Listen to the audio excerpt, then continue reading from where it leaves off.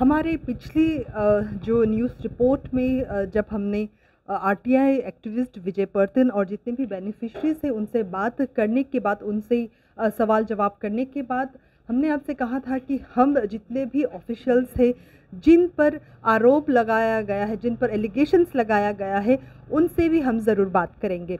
तो अभी मैं पहुंची हूँ engineer Onyok Yirang, executive engineer Onyok Yirang, जो है पीएचई डिपार्टमेंट के, यहाँ के lower Dibang valley PHE department के एग्जीक्यूटिव इंजीनियर। तो चलिए अंदर चल के उनसे भी सवाल जवाब करते हैं। एक्टिविस्ट विजय पर्तन ने कुछ दिन पहले एक वीडियो सर्कुलेट किया था जहाँ पर एलिगेशन आप पर लगाया गया था एग्जीक्यूटिव इंजीनियर पीएचई पर और डिपार्टमेंट, और साथ ही आप पर भी एलिगेशन लगाया गया था कि जो अम्पुम 2 में, जो विलेज अम्पुम 2 है जहाँ पे जेजेएमजे स्कीम था, उस स्कीम में जो डीजी सेट इंस्टॉलेशन का जिक्र किया गया था उसको डिपार्टमेंट ने सही ढंग से नहीं किया। उसके बाद 26 जुलाई 2022 में आप लोगों ने डीजी सेट जो है वहाँ पे लगवाया है। लेकिन आज विजय पर्तन ने अपने धरना में फिर कहा कि डीजी सेट तो लगाया गया है डिपार्टमेंट द्वारा, लेकिन वो सही डीजी सेट नहीं है क्योंकि वो साउंडलेस नहीं है। प्लस उसने ये भी एलिगेशन लगाया है कि जो डीजी सेट लगाया गया है, जो जनरेटर लगाया गया है, वो राइस मिल जनरेटर है। इस पर आप क्या कहना चाहेंगे? Good afternoon to all the viewers and my media friends. Shri Vijay पर्तन 2021 को हमारा डिवीज़न में आरटीआई ये किया। उसके बाद इंफॉर्मेशन कमीशन में कंप्लेंट किया। उसके बाद एक बार गया, दो बार हियरिंग किया, 3 बार हियरिंग में वो केस जो है ना डिस्पोज हो गया ऑन 30 मई 2022 को। अगेन 10 जून 22 को साइट इंस्पेक्शन के लिए अप्लाई किया। उसको हम एग्री किया, एलो किया। एलो करके उसका फाइंडिंग्स है, उसका वो एलिगेशन जो दिया है, वो एलिगेशन के बाद में हमारा जेई और एई लोग को ये करके वो डीजी सेट को हम लोग 26 जुलाई 2022 को इंस्टॉल किया in presence of publics and GPC of Ampum 2। Actually जो राइस मिल बोल रहा है वो एक्चुअली राइस मिल नहीं है, एक डीजल इंजन है। वो डीजल इंजन में आप राइस का होलर लगाने से वो राइस मिल बन जाता है। उसी डीजल इंजन में आप पंप लगाने से वो पंपिंग सेट बन जाता है। उसी डीजल इंजन में आप ऑयल एक्सपेलर लगाने से वो ऑयल मिल बन जाता है। उसी डीजल इंजन में आप अल्टरनेटर लगा के कितना ये का बोल का अल्टरनेटर लगाने आपका रिक्वायरमेंट का हिसाब से लगाने से वो डीजल जनरेटर बन जाता है। वही डीजल जनरेटर है। उसके बाद में उसका जो साउंडलेस का बात कर रहा है, ये हमारा एसी सर का तेजू सर्किल एसी का अप्रूव रेट है 2,62,000 एक डीजल जनरेटर का ये है रेट है। ये साउंडलेस बोल के ये नहीं है। साउंडलेस का होने से आपका वो 3,50,000 से कम तो नहीं मिलेगा 10 kVA का। ये जनरेटर डीजल जनरेटर 10 kVA का है। 10 kVA का मतलब 10,000 वोल्ट का जनरेटर ये का है। क्यों हम लोग 10 kVA का जरूरत पड़ा? वो सोलर पंप, जो सोलर समर्सिबल पंप को उससे पानी उठाने के अल्टरनेट ये के लिए है। जब हम लोग का धूप नहीं होता है, बारिश हो जाता है, बारिश होने से तो बस्ती को पानी नहीं मिलेगा, सोलर नहीं है, उसमें पानी उठाने के लिए उसको 3 HP को उठाने के लिए हमको 10 kVA का ही वोल्ट पावर जरूरी है, इसलिए हम लोग 10 kVA का ही ये हम लोग लिया है। ये जो स्कीम था ये 2020 को हुआ था, ईयर 2020 को, लेकिन 2 साल ऑलमोस्ट लग गया इसे इंस्टॉल होने में। इसका कारण क्या है? एक्चुअली ये स्कीम ये हुआ था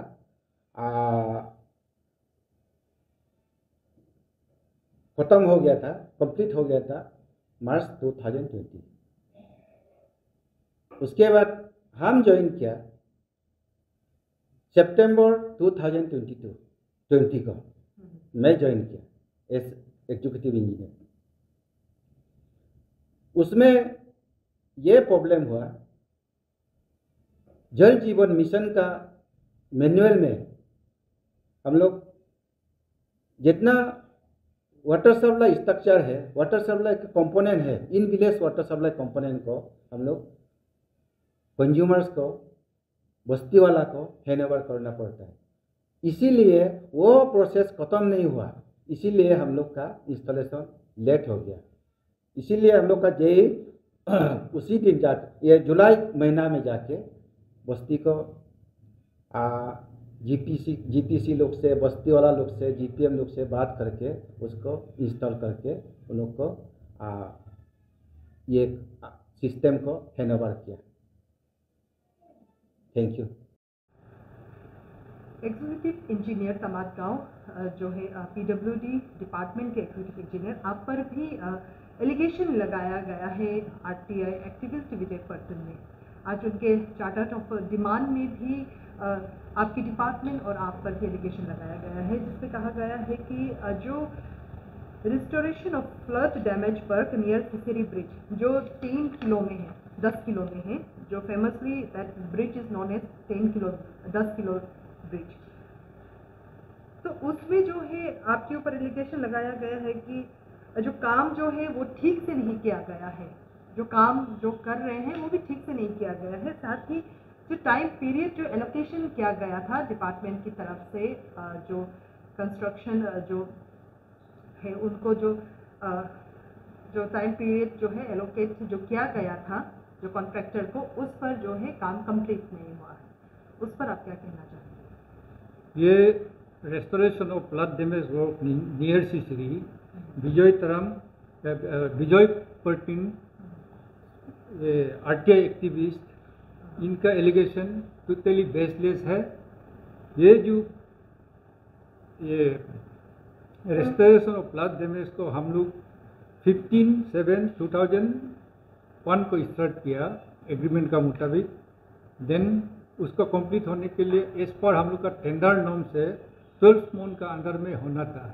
फिर भी गवर्नमेंट ने 2021 को 50 लाख सिर्फ दिया आउट ऑफ 4,17,19,000 से।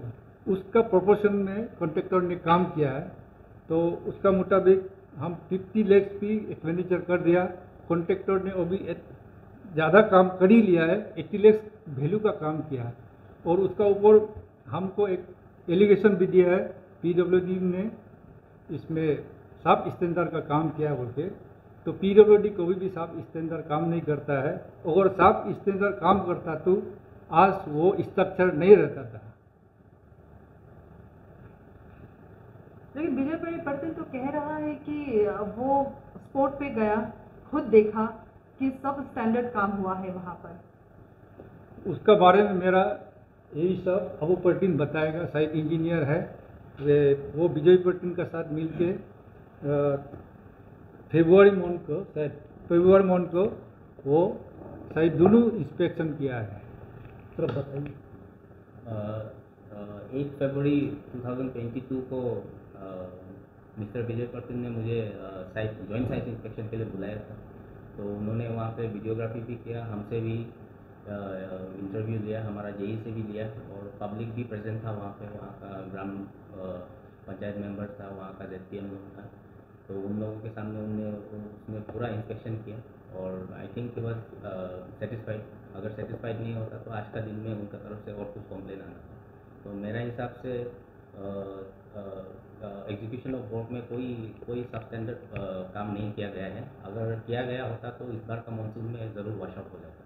तो अभी भी स्ट्रक्चर खड़ा है और उनका जो कंसर्न दिया है कि मैंने बिजारी वालों को ये कम्युनिकेशन में तकलीफ होता है। तकलीफ जो 10 किलो जो ब्रिज है, जो उसका जो ये आपका जो अप्रोच रोड है उनसे नहीं, वो साल भर चल रहा है, अभी भी फिलहाल चल रहा है। तो प्रॉब्लम जो एक्चुअली उसका आगे में है, आगे में और एक नदी है सीसर रिवर, उसमें थोड़ा प्रॉब्लम है, उसका वजह से कम्युनिकेशन कट ऑफ होता है।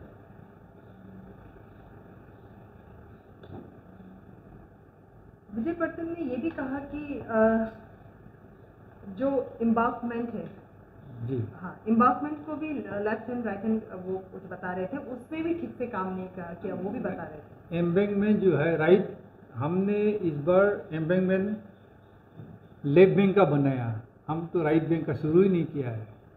राइट बैंक एग्जैक्टली ब्रिज का साथ नहीं है, बियॉन्ड ब्रिज से जाके 250 मीटर उसी में मैंने हमारा एम्बैंकमेंट चला गया, वॉश आउट हो गया। तो उसी में वो बोल रहा है, उसका कहना भी उसमें सच है, हम शुरू नहीं किया क्योंकि पान जो है यह बार 50 लाख था, तो इसलिए 50 लाख से 4 करोड़ का काम करने नहीं सकता है कॉन्ट्रैक्टर। उसमें कॉन्ट्रैक्टर को हम लोग भी ज़बरदस्त नहीं कर सकता है। आउट ऑफ 4 करोड़ 50 करोड़ से तो या 50 लाख से हम कैसे उस काम को करेगा। ये है, इस बार हम लोग को अगर रुपया देने से हम लोग इस बार कोशिश करेगा। इस बार भी ये 2 करोड़ 50 लाख दिया है, तो उसका मतलब नेक्स्ट ईयर के लिए भी और 1 करोड़ रह जाएगा। तो ये काम इस साल भी शायद नहीं होगा फुल से। तो विजय पर्तन ने जो टाइम एलोकेशन का बात कहा है कि टाइम एलोकेशन में सही से काम नहीं हुआ, जो टाइम एलोकेट किया गया था, तो आपका कहना ये है कि एक्सटेंशन जो है वो लिया गया है। एज पर टेंडर नॉर्म हम लोग का तो 12 मंथ्स होता है। देन जैसे फंडिंग जैसे जैसे होगा उसका मुताबिक हम लोग एक्सटेंड करते जाएगा। गवर्नमेंट फुल फंड अगर देने से 12 मंथ्स में हम ख़त्म भी कर सकता था। गवर्नमेंट ने 50 लाख दिया आउट ऑफ 4 करोड़ 17 लाख 91 4 करोड़ 17 लाख 91,000 का जगह में हमको 50 लाख दिया। तो इसीलिए वो जो डेट ऑफ कम्प्लीशन इसमें होने नहीं सका है। अगर फान फूल देता तो उसको भी करता। कॉन्ट्रैक्टर डिपार्टमेंट से वो काम लेके काम वहाँ शुरुआत तो करता है, लेकिन उसका एंडिंग नहीं है, ऐसा पब्लिक का कहना है। मुझे सुबह मिला एक पब्लिक जो कि बिजारियन थे, तो उसका हिसाब से हमको लगता है कि ये सर जो एलिगेशन जो लगा है कि RTI एक्टिविस्ट विजय पटेल के द्वारा कि वो 10 किलो जो कि सिसरी 10 किलो ब्रिज है वो एक ATM ब्रिज है, ऐसा कुछ उन्होंने कहा डिपार्टमेंट को। हाँ, ATM कुछ कॉन्ट्रैक्टर और डिपार्टमेंट का ATM ब्रिज है, ATM लाइफ लाइन है, ऐसा कुछ कहा उन्होंने। इस विषय पे थोड़ा सा सर आपका क्या सोच है? ये पब्लिक का ग्रोथ प्रेमी है। हम काम कर नहीं सकने से, फिजिकली हम लोग काम करने नहीं सकने से हम लोग रुपया को सरेंडर करता है। जरूर आता है, आने से हम काम नहीं कर सकने से हम रुपया को सरेंडर करता है।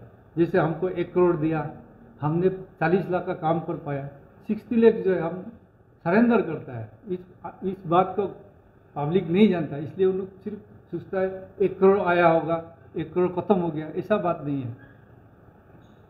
250 करोड़ जो सेंक्शन हुआ था ना, नहीं सेंक्शन नहीं है, इस 417.91 लैक्स है। आउट ऑफ दैट इस बार के अलॉटमेंट जो है 2022-23 में आपका 250 अलॉट किया है। तो इसमें हम लोग इस साल काम करेगा।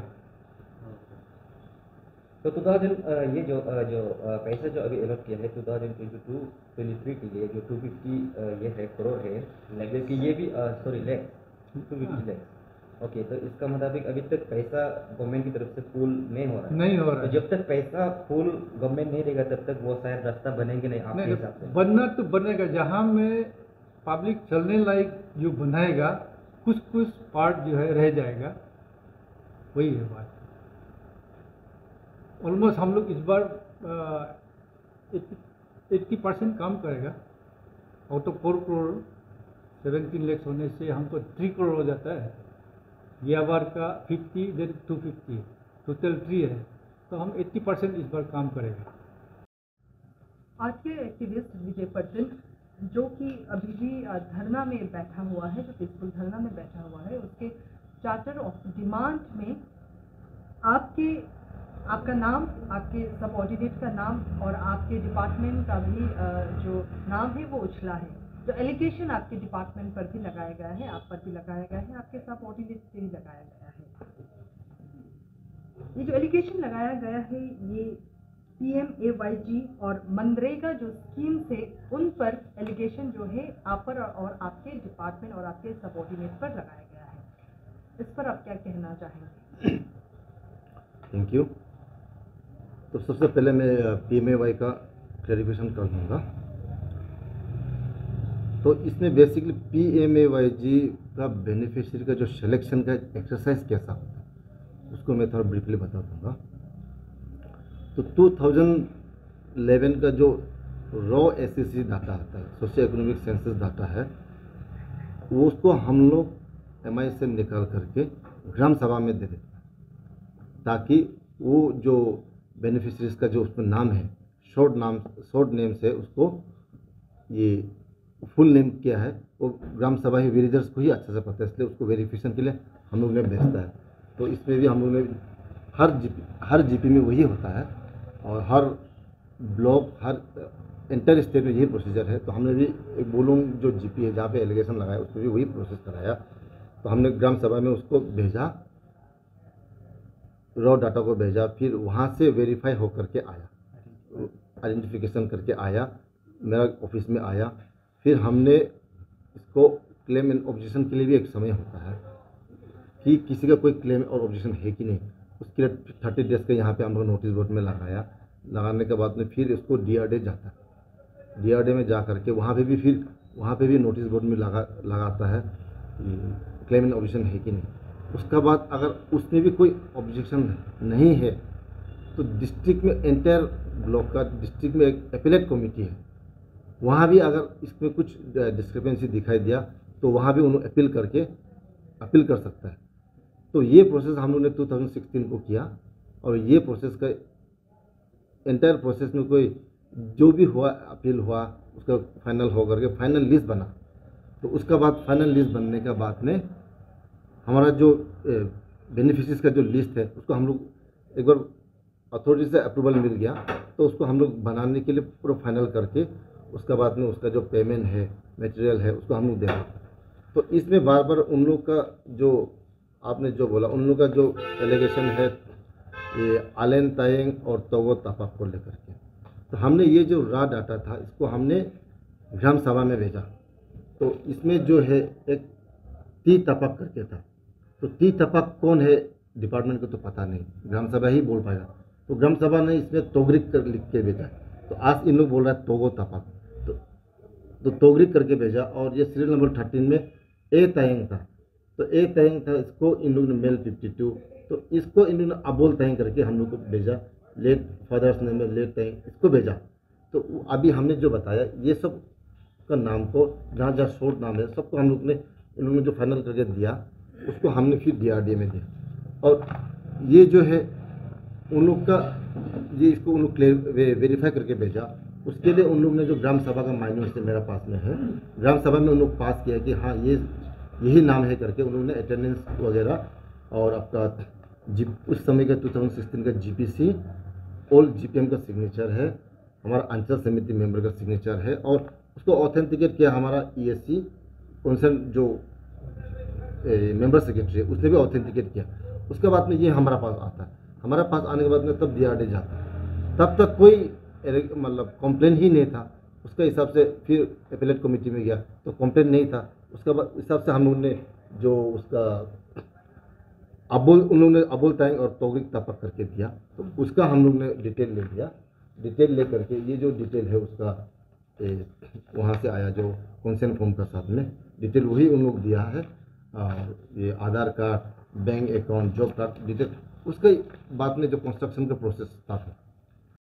और जो एलिगेशन और एक जो एलिगेशन आपके ऊपर लगाया गया है मनरेगा स्कीम को लेकर 2021-22 इस ईयर को लेकर कंपल पर्सन जो कि एक बेनिफिशरी है, साथ ही काबांग मुसांग जो भी एक बेनिफिशियरी है, इन दोनों ने आपके ऊपर एलिगेशन लगाया है। प्लस विजय पर्तन जो है इनके साथ है, जो इनका आवाज़ बन के आपसे आपके डिपार्टमेंट को आरटीआई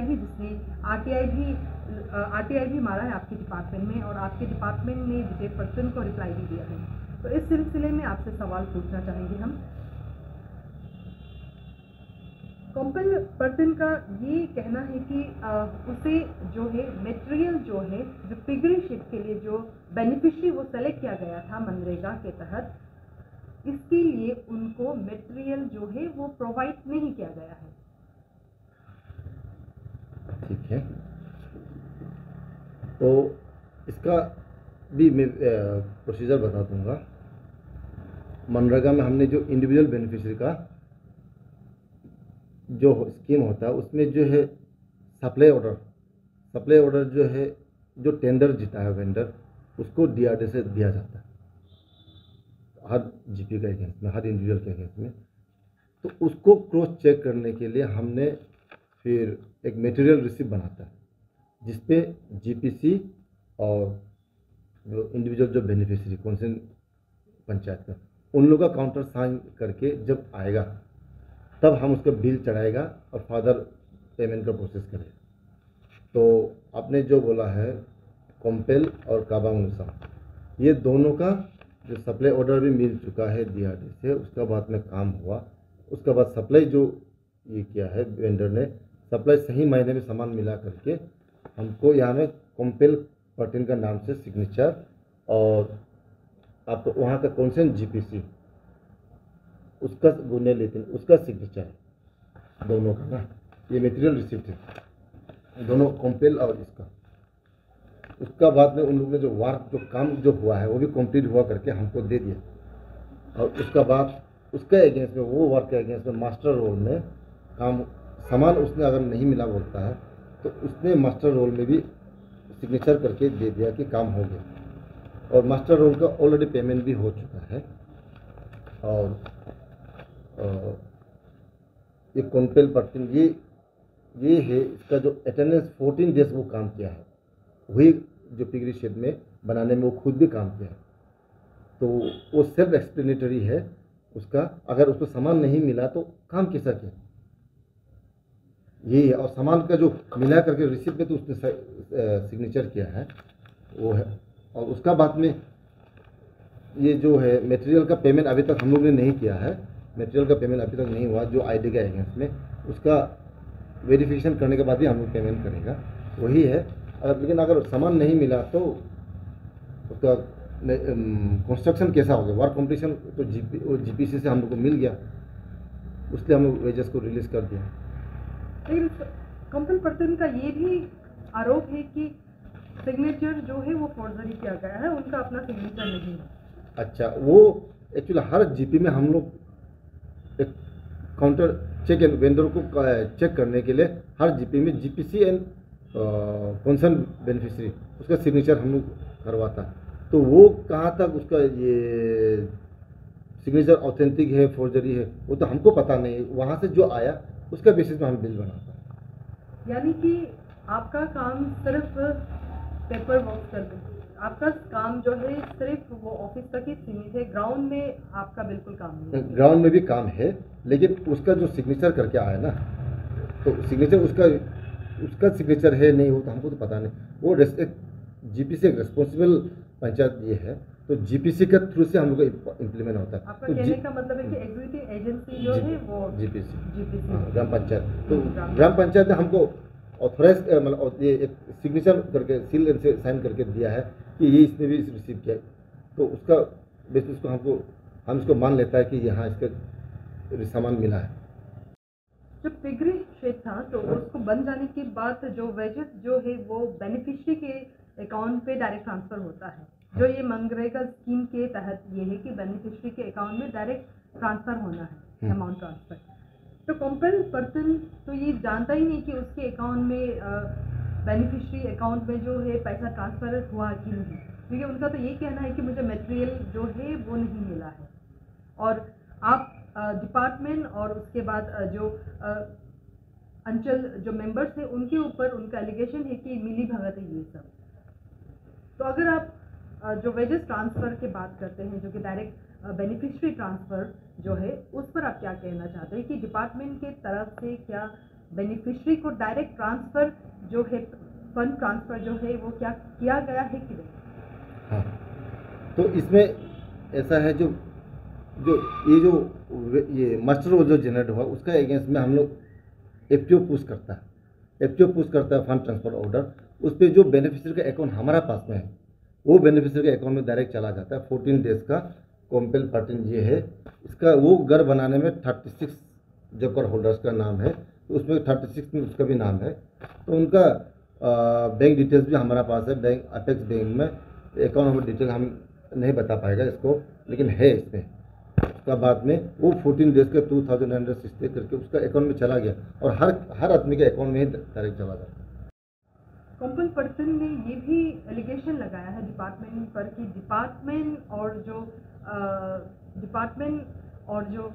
जो ग्राम पंचायत जो है वो मिलकर ये काम कर रहा है। कौन सा काम? जो फोर्जरी का जो काम है, ये वर्क अवार्ड का जो काम है। नहीं, ये जो है ना वर्क, ये जो है ना वर्क कम्प्लीशन है, ये मटेरियल रिसिप्ट का जो ये है, ये तो हमारा ब्लॉक ऑफिस से हम बना के देता है ताकि जीपीसी और बेनिफिशियरी सही मायने में बेनिफिशियरी को वेंडर ने सामान सही मायने में पहुंचाया कि नहीं पहुंचाया वो क्रॉस चेक करने के लिए हम देता है। तो अगर इसमें ये सिग्नेचर फॉल्स है, ये तो मेरा लुकआउट नहीं है, वो क्या बात में ये जीपीसी ने करके दिया है, इसका जो ऑथराइज साइन करके दिया है कि इसको सामान मिल गया करके, उसका भी साइन है। तो ये एक्चुअली हम लोग वेंडर को चेक करने के लिए किया। वेंडर एलिगेशन आता है कि वेंडर ने सामान नहीं गिराया, इसलिए हम इसको रिस्पॉन्सिबिलिटी डाल दिया कि ये जीपीसी और उसके सेटिस्फेक्शन के लिए इसका भी डाला हुआ। और सामान नहीं, ये जो बोल रहा है सामान नहीं मिला तो उसको मास्टर रोल में काम किया हुआ है, मास्टर रोल में उसका सिग्नेचर है, मास्टर रोल तो उसमें तो 14 डेज का उसको पेमेंट कैसे मिलती? आरटीआई एक्टिविस्ट विजय पर्तन जो अभी पीसफुल धरना में बैठे हुए हैं, उन्होंने आपके फॉरेस्ट डिपार्टमेंट पर भी कुछ एलिगेशंस लगाए हैं।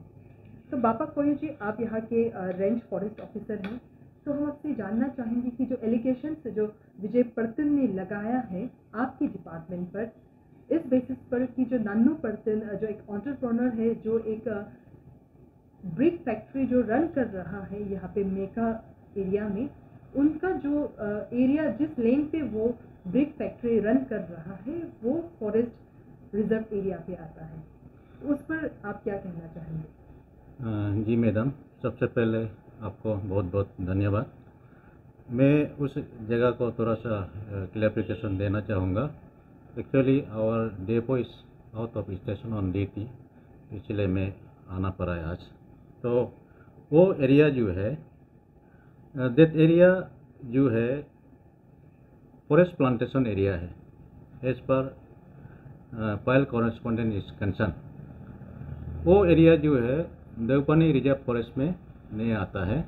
देन वो एरिया जो है देवपानी डी रिजर्व फॉरेस्ट में भी नहीं आता है। लेकिन as per Payal correspondent is concern, जितना भी ऑफिसर कॉरेस्पॉन्डेंट किया है या पहले जो चला गया, वो लोग ने अंचल रिजर्व फॉरेस्ट और विलेज रिजर्व फॉरेस्ट बोल के कॉरेस्पॉन्डेंट कर रहा है। लेकिन अभी वो जो नोटिफाइड, जो गवर्नमेंट ने नोटिफाइड अंचल रिजर्व फॉरेस्ट मेका बोल के या विलेज रिजर्व फॉरेस्ट मेका बोल के हमारा पास में नोटिफाइड डॉक्यूमेंट्स नहीं है। And I have already return to the higher authority also. तो उन लोग भी सारे हायर अथॉरिटी भी मुझे नहीं दे पाया है, डेपो सर को भी नहीं दे पाया है।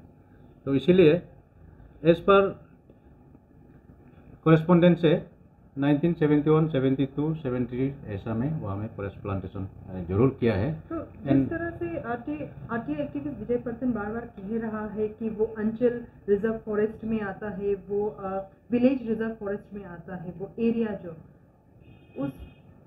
वो ये बार बार क्यों कह रहा है? जी मैडम, वो पता नहीं सर का पास में, विजय पर्तन सर का पास में क्या चीज़ है क्या नहीं है, मैंने भी मांग के देखा था। वो नहीं मिला है हमको। लेकिन मेरा हिसाब से वो जो है अंचल रिजर्व फॉरेस्ट या विलेज रिजर्व फॉरेस्ट अरुणाचल का एज ए होल स्टेट का एक गाइडलाइंस है।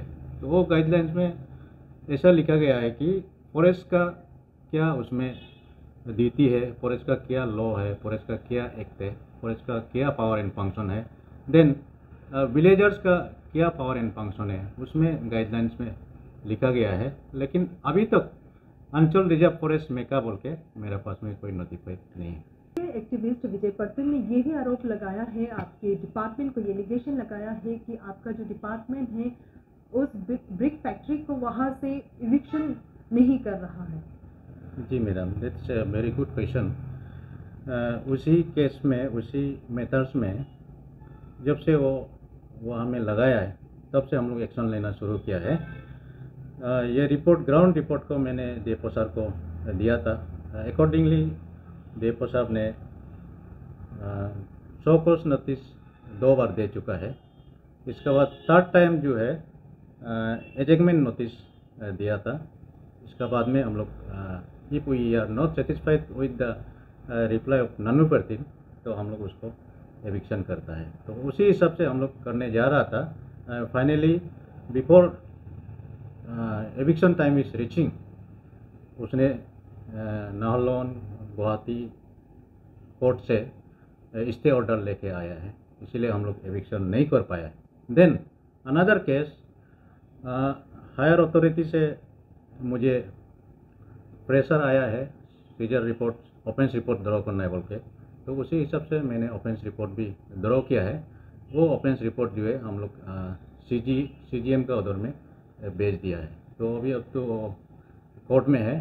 सो अभी ऑफेंस रिपोर्ट में भी कोर्ट में है, देन एविक्शन भी स्टे ऑर्डर लेके आया है। तो सब कुछ अभी कोर्ट में है। So we are nothing to do, forest department are nothing to do now. अभी जो है, जो आगे की जो कार्यवाही है इविक्शन का, वो कोर्ट ही डिसाइड करेगा। जी, court will decide the final decision. अभी हम लोग कुछ नहीं कर पा रहे हैं। हमारा तरफ से, फॉरेस्ट डिपार्टमेंट का तरफ से जो भी करना है करके देखा है। अभी हम लोग उससे बाहर, कोर्ट से बाहर नहीं जा सकता है। कोर्ट का वर्डिक्ट, कोर्ट का डायरेक्शन को ही हम लोग रोकना है। आरटीआई एक्टिविस्ट विजय पर्तिन जो अभी पीसफुल धरना में बैठे हुए हैं, उनके चार्टर ऑफ डिमांड में एक पॉइंट है जहां पे नन्नू पर्तिन का जिक्र हुआ है। नन्नू पर्तिन के ट्रेड लाइसेंस को भी लेकर बात हुई है। तो आप ट्रेड एंड कॉमर्स के सुपरिटेंडेंट हैं, तो आपसे मैं जानना चाहूँगी कि जो एलिगेशन जो आपके डिपार्टमेंट पे लगाया गया है कि आपका डिपार्टमेंट जो है वो सही तरह से काम नहीं कर रहा, आप लोग देरी कर रहे हैं उसके ट्रेडिंग लाइसेंस को कैंसिल करने में, इस पर आप क्या कहना चाहेंगे? देखिए, इनफैक्ट हमने नन्नू पर्तिन को 9 अगस्त को ही शोकॉज नोटिस दिया था। वेरेस विजय जी का जो मेमोरेंडम था डीसी को विद इन 15 डेज जो करना है, काम करना है बोल के, कैंसिल करना है बोल के, वो अगस्त 16 को दिया था। वेरेस हमने तो 9 अगस्त को ही शुरू कर दिया था, शोकॉज दे दिया था नन्नू पर्तिन को। उसके बाद हमने फिर नेक्स्ट नोटिस उनको 24 अगस्त को दिया कि वो आइदर ओरिजिनल लोकेशन जो कि प्लॉट नंबर LPC 600 था वहाँ शिफ्ट करें, वो जो अभी एग्जिस्टिंग जहाँ अभी वो काम कर रहा है उसका जस्ट नियर बाय है, वहाँ शिफ्ट करे, या तो लाइसेंस सरेंडर कर ले। तो हमने उनको 1 महीने का टाइम दिया। और उसके बाद फिर ये रिसेंटली 9 को भी हमने रिमाइंडर नोटिस भी दिया हुआ है नन्नू पर्तिन को। सितंबर 24 तक आपने जो है उनको अल्टीमेटम दिया है। हाँ जी, हाँ जी। 24 के बाद अगर वो 24 के बाद हम DC को लिखेंगे उनका लाइसेंस कैंसिल करने के लिए, अगर उन्होंने शिफ्ट नहीं किया तो बस। और एक सवाल मैं आपसे करना चाहूँगी, जो 1 महीना का टाइम जो है वो नन्नू पर्तिन को जो दिया गया है उसके ब्रिक फैक्ट्री को शिफ्ट करने के लिए, जो प्रॉपर एरिया जो है उसमें शिफ्ट करने के लिए, क्या ऑफिस प्रोसीडियर को कंप्लीट करने में 1 महीना का वक्त लगता है? देखिए, नन्नू परतिन का जो है ब्रिक फैक्ट्री है, मशीनरी है, यही सोच के हमने उनको 1 महीना का टाइम दिया है। और रहा ऑर्डर का, अगर ज़रूरी पड़ने से हफ्ता 10 दिन का भी दे सकता है, लेकिन चूँकि मशीनरी है, यही सोच के हमने उनको 1 महीना का टाइम दिया है। तो 1 महीने में अगर 24 तक अगर वो शिफ्ट नहीं करता तो उनका लाइसेंस जो है आप लोग कैंसिल कर देंगे? बिल्कुल, हम डीसी को लिखेंगे, फॉरवर्ड कर देंगे कैंसिलेशन के लिए, और लाइसेंस तो ऐसे कैंसिल हो जाएगा। हम पीएचई डिपार्टमेंट में गए, वहाँ के एग्जीक्यूटिव इंजीनियर से बात की। हमने पीडब्ल्यूडी डिपार्टमेंट में गए, वहाँ के एग्जीक्यूटिव इंजीनियर से भी हमने बात की। उसके बाद जो ब्लॉक डेवलपमेंट ऑफिसर है उनसे भी हमने बात की। अभी हम बात करेंगे अंचल समिति के जितने भी जीपीसी और जीपीएम है, जिनके ऊपर भी एलिगेशन लगाया गया है बेनिफिशरी द्वारा, उनसे अभी हम बात करेंगे, उनसे सवाल जवाब करेंगे। एलिगेशन लगाया है फॉर्जरी साइन के लिए, वो सब गलत है। हमको जो करना था वो हम किया है। ऑफिस से लेके हम रिसीव लेके आए तो हम कंसर्न जीपीएम का साथ में हम हैंड ओवर कर दिया।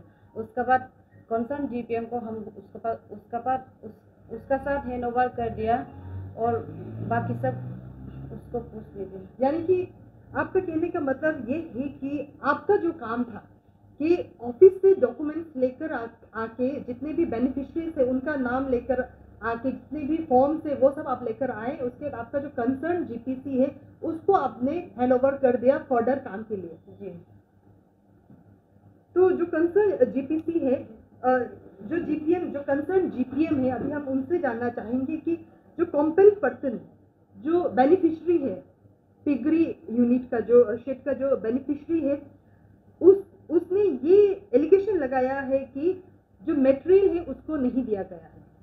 वो पिगरी शेड बनाने के लिए जो मटेरियल है उसको नहीं दिया गया है, और जीपीएम ने उससे ये कहा है कि मटेरियल तो आते रहेगा, आप काम शुरू कर दो। क्या ये सच है? देखिए, सबसे पहले मैं धन्यवाद देना चाहता हूँ, आप लोग के माध्यम से मैं अपना क्लैरिफिकेशन देने के लिए मिल रहा है। सबसे पहले हम ये जो ग्राम सभा बैठ के एक बेनिफिशियरी सिलेक्शन करना था, मैं मिस्टर कॉम्पेल्ड पर्सन को एक ग्राम सभा में सिलेक्शन हुआ मेरा जीपीएम सेगमेंट से। उसका तहत सबसे पहले हमको रिगार्डिंग मटेरियल उसको देना था, और काम जो है हम लोग जॉब कार्ड होल्डर को करना था। मटेरियल जो उनको देना था, मैं वेंडर से बात किया, सप्लायर से बात किया है, तो वेंडर जो का कहना था आप जितना सकता है, आप ग्राम पंचायत मेंबर है, कंसर्न आप उसी जगह का है तो आप मैनेज कर दो। तो उसी का हिसाब से मैंने 22,000 का मटेरियल्स उनको मार्केटिंग करके पहुंचा दिया। उसी के बाद उसी का चलते वो काम बना है, फिगर रिसेट बना है, ऑफिस का तरफ से देखा है, कंप्लीशन सर्टिफिकेट हुआ है, और जितना मेरा जॉब कार्ड होल्डर है मेरा सेगमेंट के अंदर में, उनको वेजेस जितना मिलना था मिला है। अगर मैं उनको ये एलिगेशन बिल्कुल बेसलेस है, अगर उनको मटेरियल नहीं मिला होता तो वो फिगर रिसेट कभी नहीं बनता, और मेरा जॉब कार्ड होल्डर को अपना वो हाजिरा वेजेस नहीं मिलना था। कॉम्पेल्ड पर्सन का तो ये भी कहना है कि जितने भी जॉब कार्ड होल्डर हैं उस एरिया का, उन सभी से 500 रुपया लिया गया है डोनेशन, और कॉम्पेल्ड पर्सन को 23,000 अमाउंट जो है हाथ में दिया गया है, ताकि वो सभी जो है वो काम ना करे। उस पैसे से जो है वो कोई मिस्त्री लगाए, मिस्त्री लगाकर घर को वो जो पिगरी शेड है उसे बनाना है। तो इस तरह से सभी जॉब होल्डर ने 500 रुपया डोनेशन करके 23,000 जो है वो कॉम्पेल्ड पर्सन को दिया है, ऐसा कॉम्पेल्ड पर्सन का कहना है।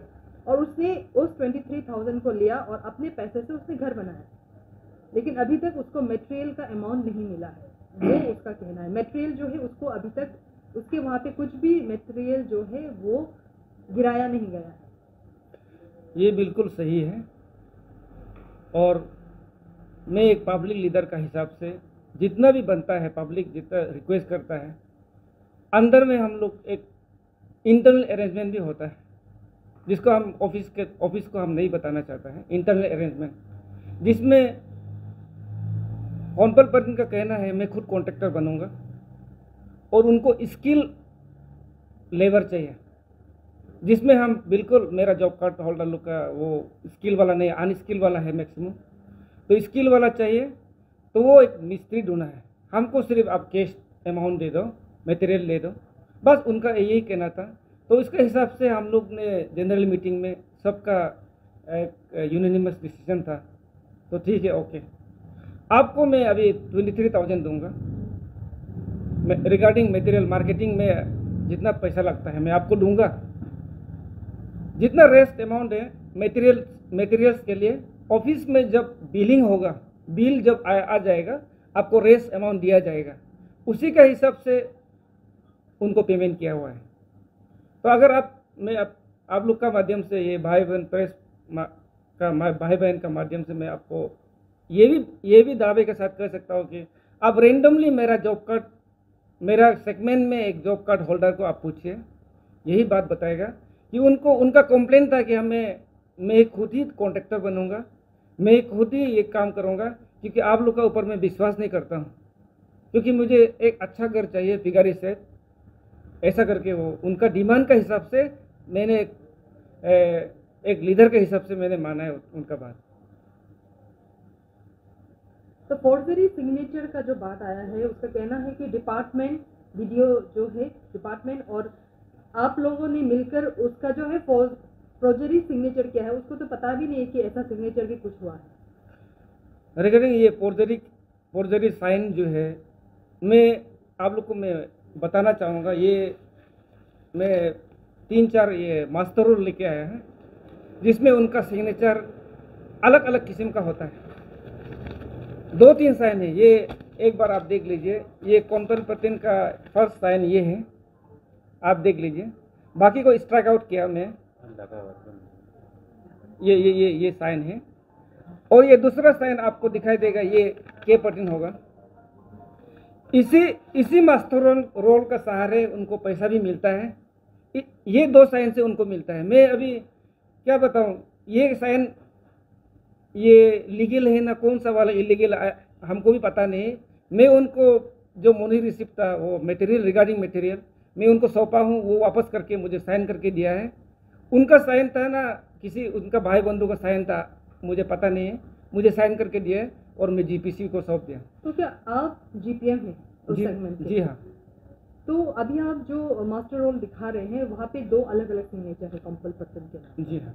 तो आपने कभी इस पर डाउट जाहिर नहीं किया कॉम्पल पर्सन को कि अलग अलग 2 सिग्नेचर क्यों है आपके मास्टर रोल पर?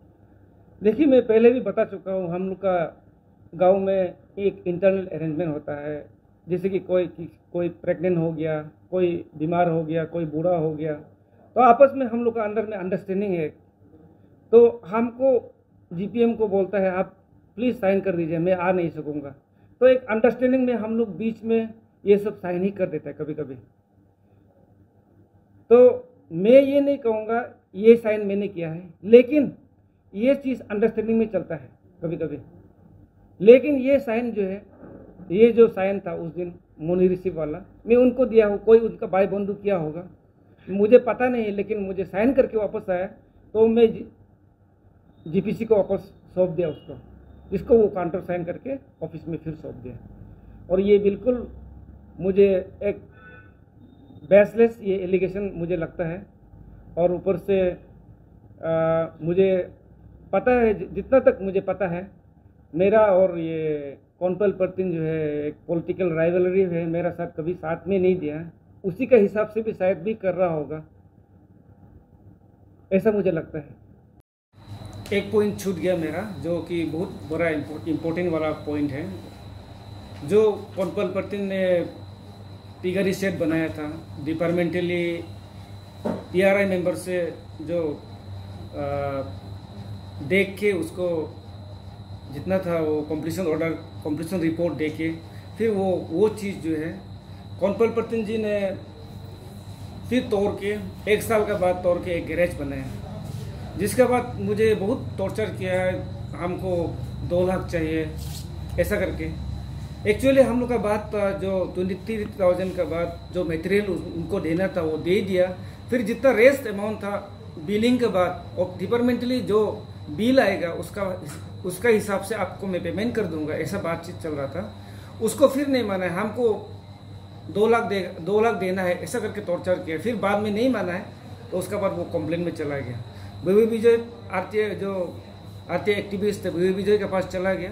तो बीवी विजय के पास उनका एक अलग सा अपना स्टोरी सुना है, अलग एक दूसरा पार्ट जो है स्टोरी हमसे शायद बीवी विजय भी अगर बातचीत करने से या हमको अगर पसंद नहीं करने से जीपीसी का साथ अगर बातचीत करने से ये बिल्कुल कंप्लेन में नहीं चला जाना था।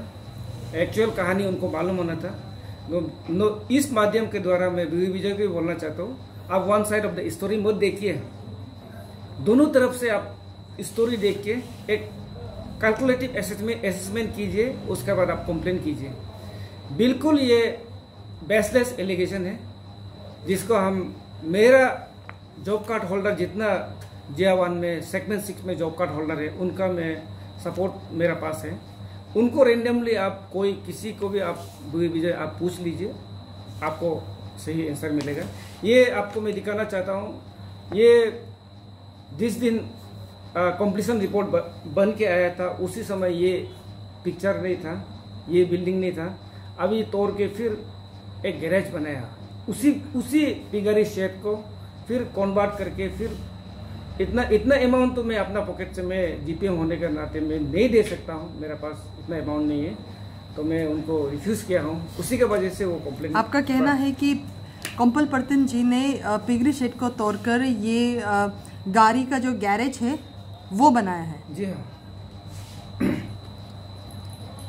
ब्रिटन जी, जो जीपीएम है जिया 1 सेगमेंट नंबर 5 के आप पर भी एलिगेशन लगाया गया है, आपके सेगमेंट के एक मनरेगा बेनिफिशियरी काबांग मुसांग ने। हालांकि काबांग मुसांग जो है वो मीडिया को इंटरव्यू वो नहीं दिया उन्होंने, वो कहीं चले गए थे तो उसने इंटरव्यू नहीं दिया, लेकिन एलिगेशन तो आप पर भी लगाया गया है। तो आपसे हम जानना चाहेंगे, हम आपसे पूछना चाहेंगे कि जो एलिगेशन आप पर लगाया गया है मटेरियल को लेकर कि पूरा मटेरियल जो है सामान जो है वो पिगरी शेड के लिए आपने डिस्ट्रीब्यूट नहीं किया है, उस पर आप क्या कहना चाहेंगे? सबसे पहले तो धन्यवाद देना चाहता हूँ।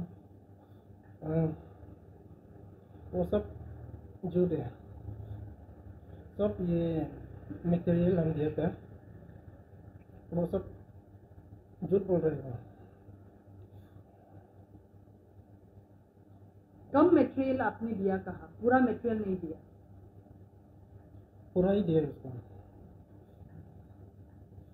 क्या उसका पिगरी शेड बन के कंप्लीट है? जी कंप्लीट है, कंप्लीट हो गया। मिस्टर काबांग मुसांग के kurang lebih nanda bidam ditakan dan apa maru nama ina me obi motakam bingo material mane kurang krim takan bingo binto aru mo kurang bima pa bikap sa ku basi moinkan bingo basi ba pigre sa pesina ngo kurang bila min bingo na bam ko na complete tom na bidam ditakam dan bimadu nama ko ipala siminem bito tinem bito ipala gili abet krim bito sen driver ng galik bito tuloy pala ipagawin ko lang ang komandong sa ininam dagang komandong sa inim araw pa kung tingin ko to GPC ngulong alag lo ko na henover la ngubig alag lo bito hinong alag sa inilang ka bito dam budeng ito na mabig ako marang ako na ito na ito bengong bito ko bekalok ka ako ngo GPC का अलग भी तो को माने बिकल है ना बात तो को आप जो कह रहे हैं कि जो फोर्जरी सिग्नेचर का जो एलिगेशन आप पर भी लगाया गया है वो बिल्कुल आपने नहीं किया है। फोर्जरी सिग्नेचर जो है आपने बेनिफिशियरी के घर पे जो है वो जो डॉक्यूमेंट्स है वो पहुंचाया था।